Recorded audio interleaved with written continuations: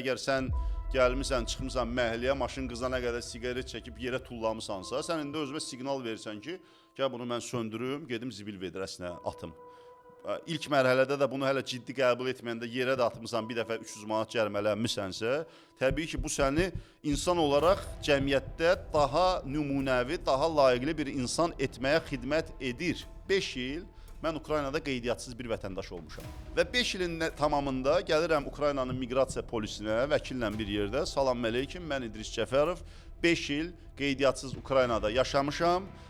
Hüquqi müstəvidə mənim cəriməm nədirsə, mən bunu ödəyirəm, ölkədən gedirəm.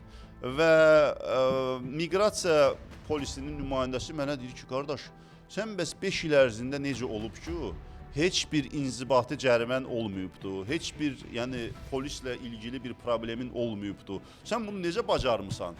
Və mən bunu 5 il ərzində ya da bir ölkədə qanunlarını və mental özəlliklərini bilmədiyim ölkədə bacarmışamsa, çox xahiş edirəm ki, Azərbaycanda da yaşayan adam əziyyət çəksin, qanunlara hörmətlə riayət etsin və cərimə edibsə cəriməsini ödəsin.